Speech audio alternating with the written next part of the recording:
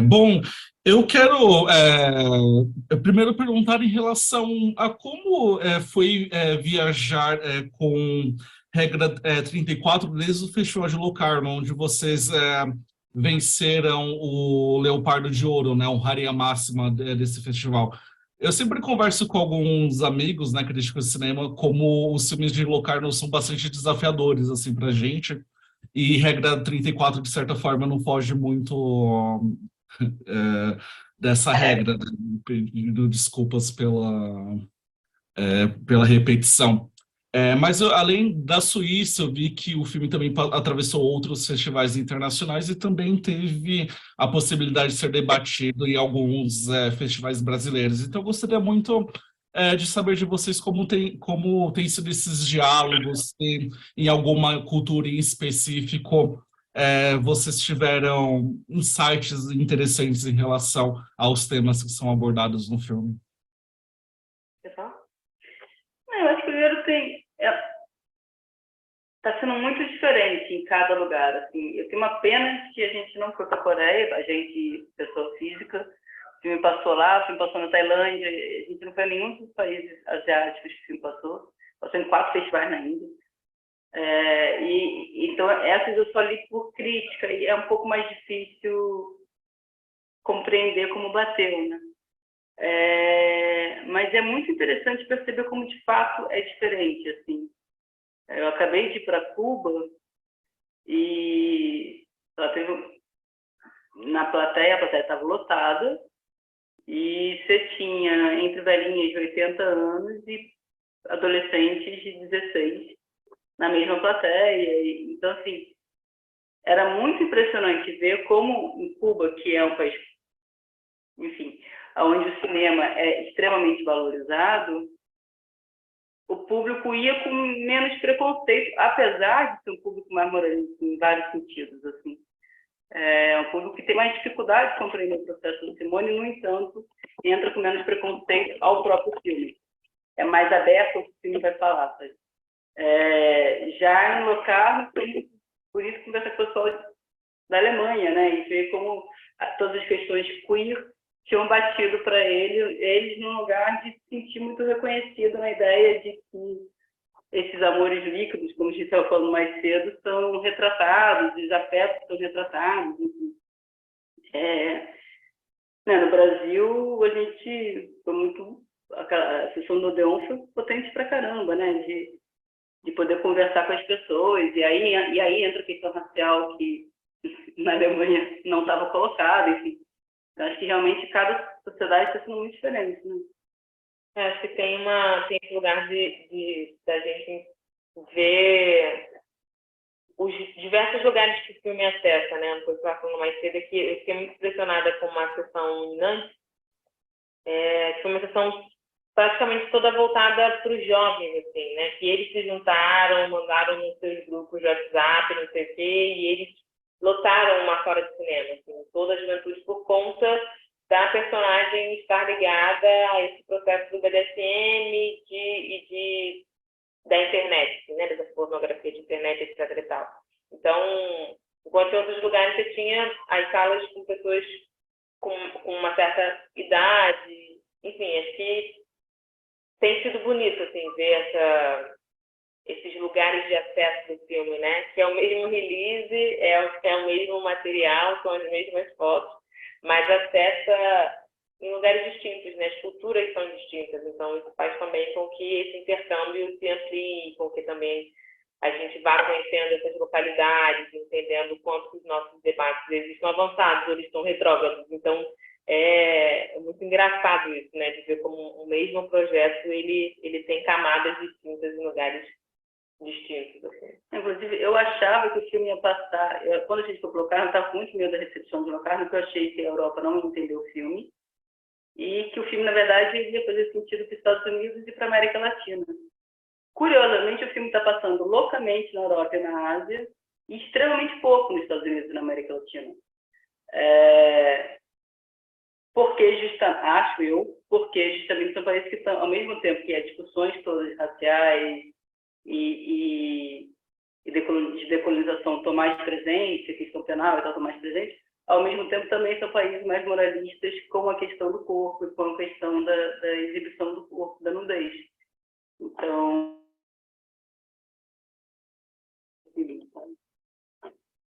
É bonito ver como que, assim, mesmo em festivais que a gente não tem ido, né, o quanto que a mensagem tem chegado. Eu recentemente recebi uma mensagem de uma atriz tailandesa, dizendo que viu o filme num festival na Índia e começou a conversar comigo sobre o filme, assim.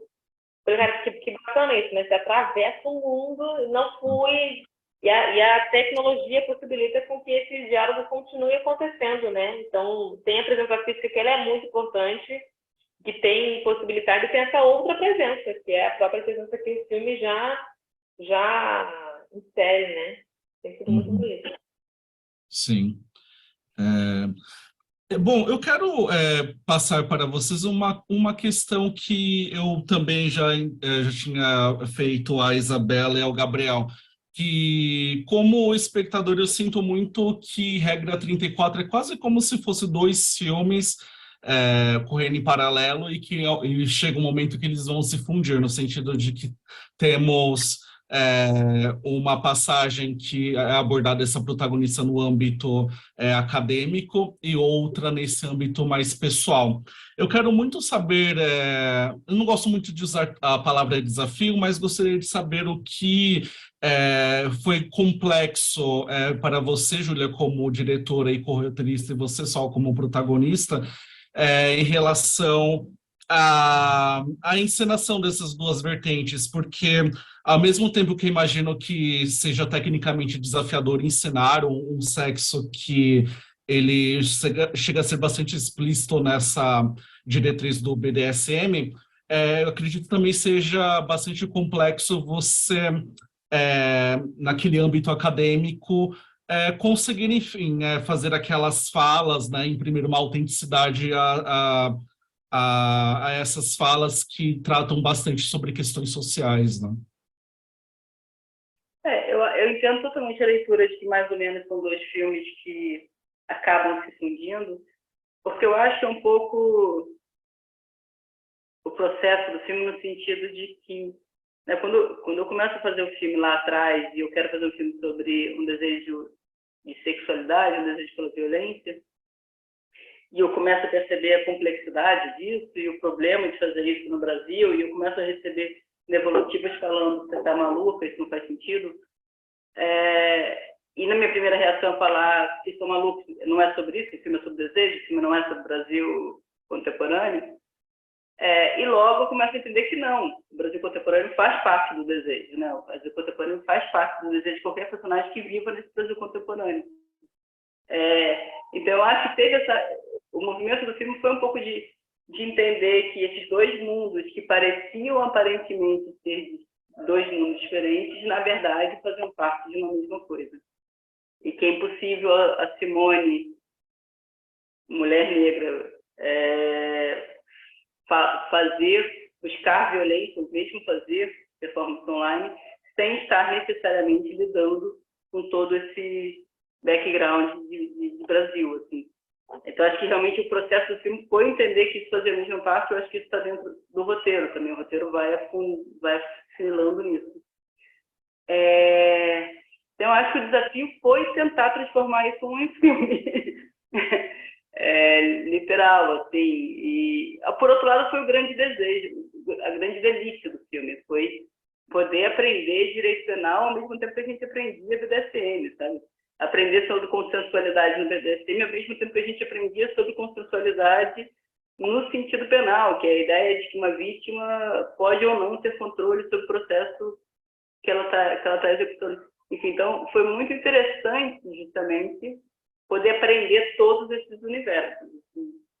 Acho que, assim, no trabalho de atuação, o fato de a gente ter tido tempo para estudar esses universos fez com que a gente se sentisse à vontade na hora de abordá-los, né? Então, a ideia dessa brincadeira no BDSM foi uma brincadeira que surgiu pelo processo de assistir as brincadeiras das nossas preparadoras, mas pelo também a possibilidade de a gente ter vivenciado essa brincadeira, né? As falas, a gente teve aula de direito penal na PUC, então a gente conversava com a Vitória, né, que era nossa professora, e ia para casa, lia, perguntava, então a gente foi também se familiarizando com essa linguagem. E tem uma coisa que eu acho, assim, que é, de alguma forma, a Simone, ela alarga complexidades, né? Mas nós, enquanto seres humanos, somos complexos, nós temos as nossas contradições.